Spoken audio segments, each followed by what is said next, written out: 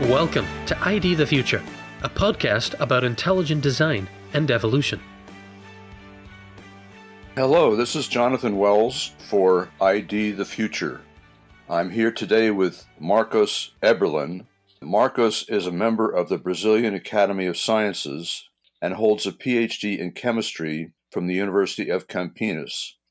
After postdoctoral work at Purdue, he founded the Thomson Mass Spectrometry Laboratory, and it grew into a highly distinguished lab and has supervised some 200 graduate and postdoctoral students, scientists who today work as researchers and professionals all around the globe.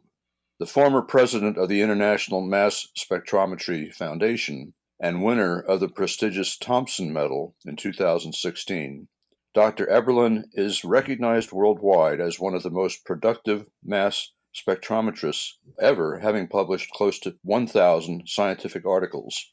So, Marcos, welcome. Oh, it's a pleasure to talk to you about the book and my experience with Foresight. Before getting into the book itself, I noticed that there are some very glowing endorsements of it, 3 of them from Nobel Prize winners. Would you like to say anything about those? Oh, yeah, the book has received endorsements from 3 Nobel laureates, one from chemistry, physics, and medicine.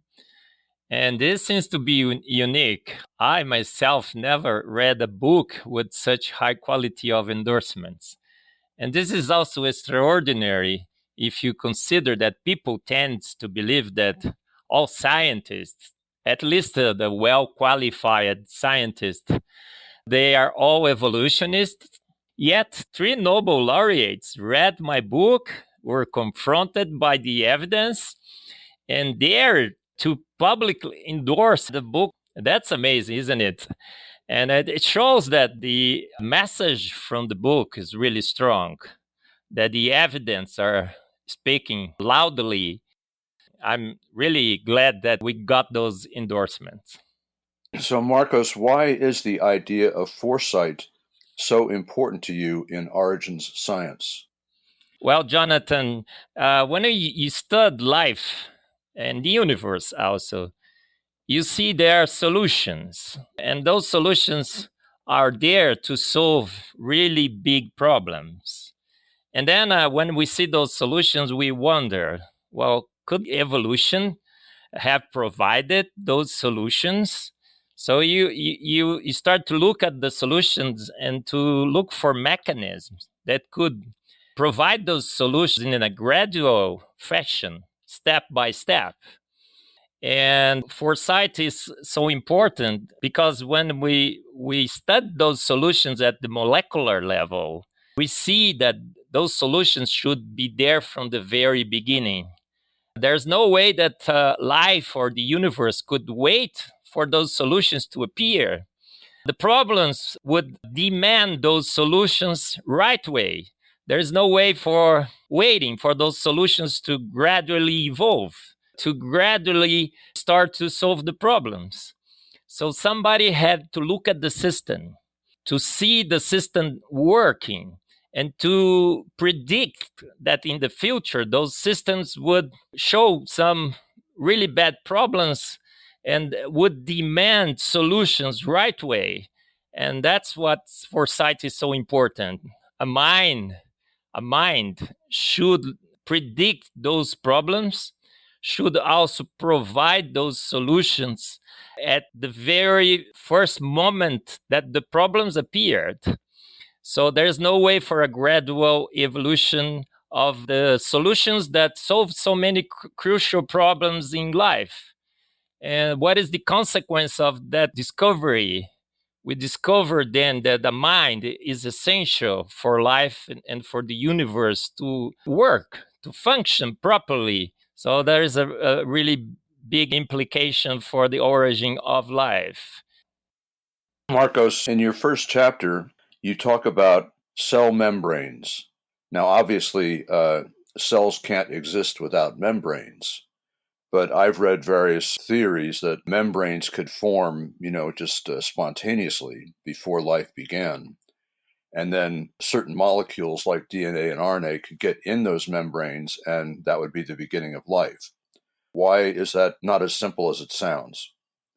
Well, Jonathan, when we look at the membranes and when we start to study the way they function, we discover that those simple membranes that evolutionists have proposed serve no good for life. They fail to provide all the features that a cell membrane should have at the very first moment that they start to work as a cell membrane, because it's not just the isolation that the membranes provide.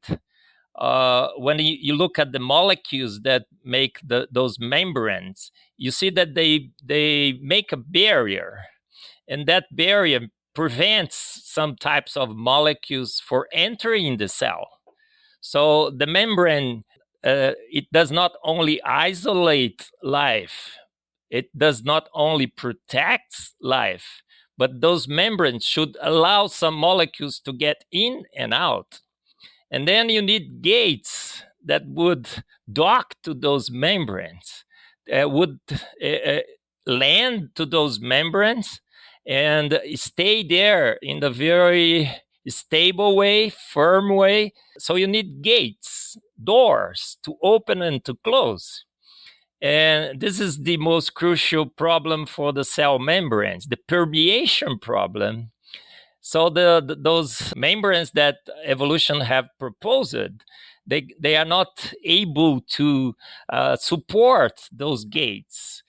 And this is a really important feature that should be planned. Somebody should look at those membranes and see the need for permeation, see the need for the gates, should also see the need for resistance, mechanical resistance to those membranes. And everything together should be there from the very first time that the membrane starts to work as a cell membrane. You should not, you are not able to evolve it gradually, because all those functions should be there from the very beginning. So that's why the cell membranes are made of phospholipids, because they have all these properties that I just talked about: resistance, isolation, and also the ability to hold those gates, the molecular gates that would allow nutrients, for instance, to get in and out, would allow water to go in and out. So very specialized molecules like the phospholipids that we have in our cells are essential for the very beginning. And not just one type of phospholipids. We see now in the cell membranes that we have many different types of phospholipids, and they work in synchrony to allow the membranes to have special properties. So you need a cocktail of phospholipids, specialized membranes from the very beginning. So that's why a mind is required to isolate the cell. So foresight is needed from the very beginning. A gradual evolution of membranes should not explain how cells started to work as functional cells, and only foresight explains how these membranes were made at the first time life started in this planet. In your discussion about membranes, you say that not only is foresight necessary, but I'm going to read a sentence from your book. If you were to bid this demanding, multifaceted job out to the most technologically advanced engineering firms in the world, their top engineers might either laugh in your face or run screaming into the night. The requisite technology, apart from the foresight, is far beyond our most advanced human knowledge. Well, that's true, because the task of building those membranes is extraordinary. It takes a lot of engineering, mechanical engineering, chemistry. You have to select the right molecules.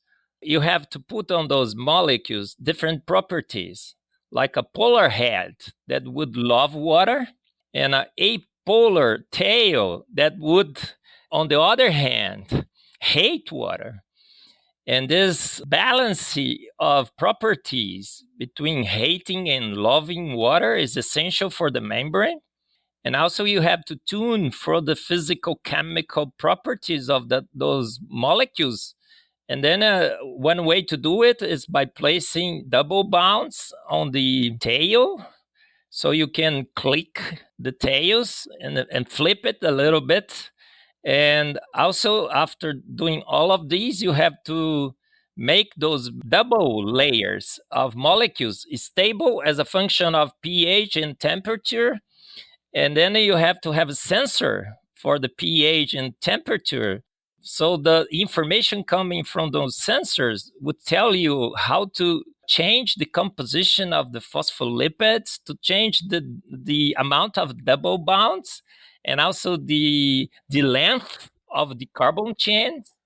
So it's a lot of chemical and mechanical properties that you have to balance, to fine tune at once to get a stable membrane, a resistant membrane, mechanically and chemically resistant. So is there anybody there willing to do this? This is a tremendous task that only a very intelligent mind could handle. Everything should be planned in advance. The filter should be shaped from those molecules to work as the cell membrane. Otherwise, life would never start on this planet. What about all those people who say that science only considers material causes and that what you're talking about is not science? Well, Jonathan, I have a different view of science. My definition of science is not restricted by natural causes. I think that science should only consider one type of cause, causes that are supported by evidence, causes that are supported by data. When we take science as such, a science that is looking for causes that are supported by evidence, we're not limited any longer by this biased definition of science. So then we are free to look for the truth, for the cause that really could have started life on this planet. So this is the science that I like to do. This is the science that I like to play with.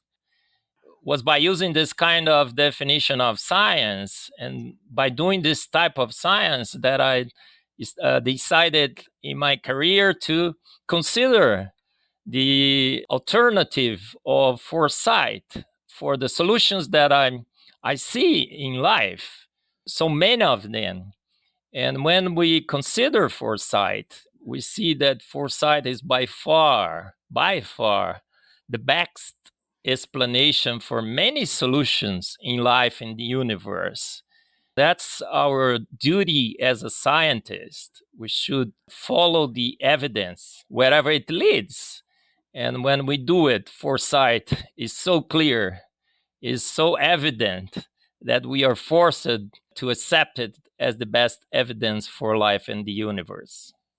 Thank you, Marcos. I've been speaking with distinguished Brazilian scientist Marcos Eberlin. I want to thank you, Marcos, for what you've told us and let people know that they can buy your book, Foresight, at discoveryinstitutepress.com. discoveryinstitutepress.com/foresight. Or you can get it on Amazon. For ID the Future, this has been Jonathan Wells. Thanks for listening. This program was recorded by Discovery Institute's Center for Science and Culture. ID the Future is copyright Discovery Institute. For more information, visit intelligentdesign.org and idthefuture.com.